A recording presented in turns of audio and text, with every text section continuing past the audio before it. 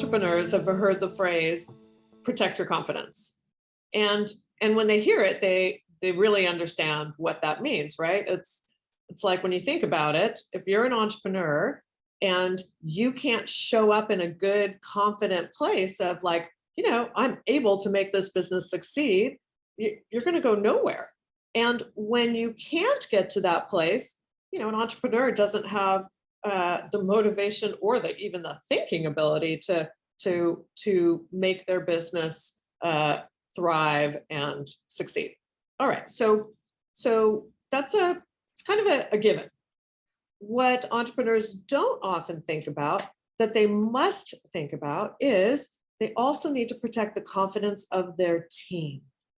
And this is something that I think really does take most leaders 10 years at least to fully understand.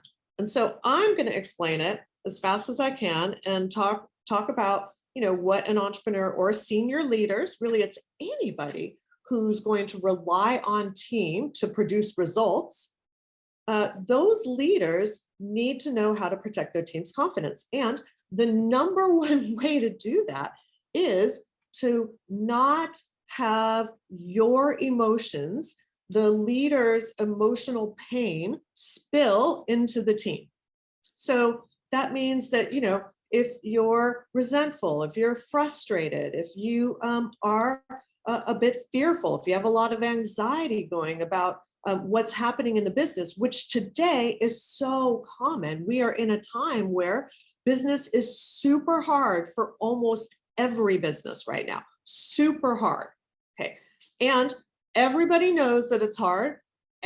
All the team can see that the results aren't what they're supposed to be. So an entrepreneur might come into a meeting a bit fearful, maybe frustrated that things aren't going better than they're going, and maybe even thinking, hey, if the team really understands how painful this is for me, then maybe they'll work harder. Maybe they'll get extra motivated. So maybe it's even like, okay, if I'm short or snippy, or maybe even make some sarcastic comments or something, that like maybe the team will be extra motivated then. Maybe I'll just shake them up a little bit and get them extra motivated to do something good. Okay. So what I want you to know is that backfires. That your team, especially the highest performers on the team, they already feel terrible.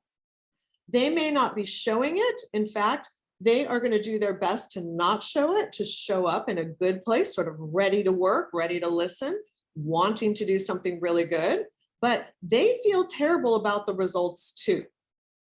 And so if you come in and you blame or criticize or judge or in a super anxious place and have the team feeling worse, having the team feeling like, oh my gosh, not only are the results going badly, but this is really, I'm personally messing up my CEO, like I'm personally causing pain. That's where they go.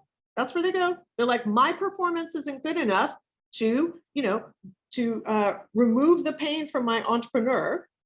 They right away go to the place of, I don't think I'm a fit anymore here. Literally, they have an extremely hard time not seeing a CEO or an entrepreneur's words as having meaning, when I know it's just emotion coming out.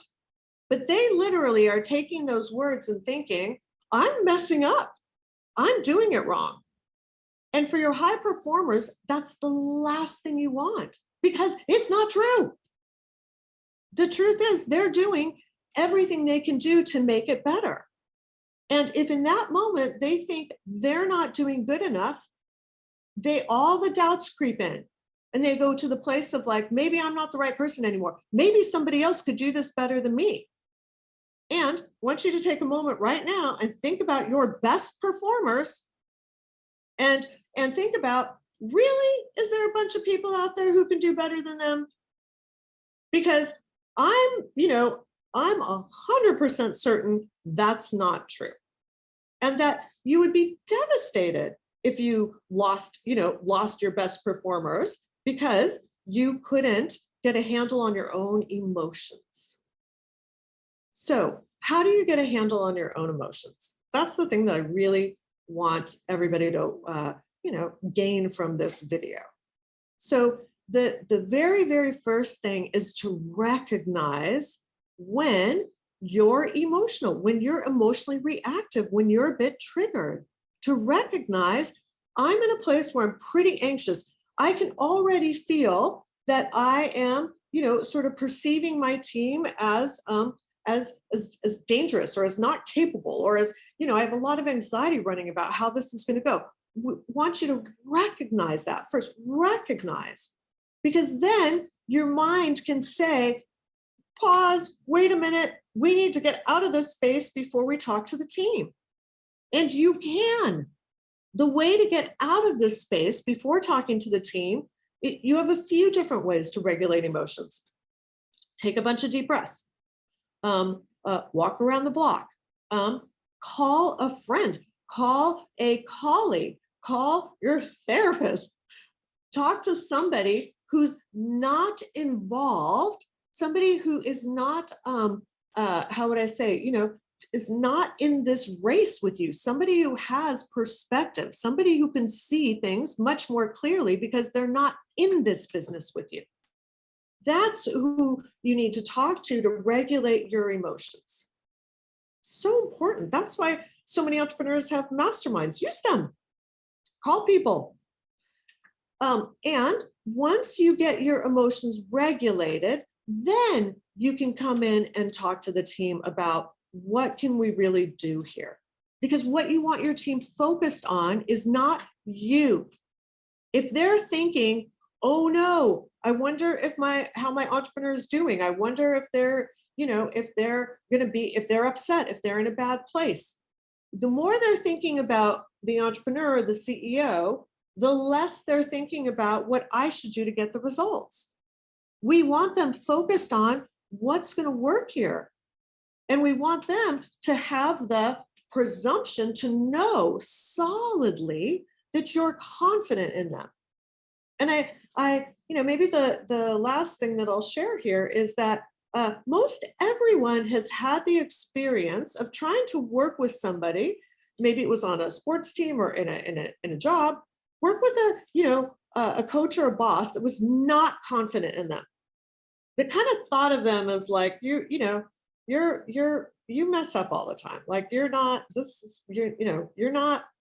good at this. It's almost impossible to perform in that state. It's almost impossible. So I want you to think about a time that you've had like that so that you can more quickly recognize when you are about to show up with your team in a place that's going to destroy their confidence during a time that's the last time you want to destroy their confidence. This is the time you need your best team members to perform their best, not go to the place of, wow, maybe there's somebody out there who could actually, get the results right now. Guess what? There isn't. Everybody's having a hard time. This is going to take a bit of time to figure out.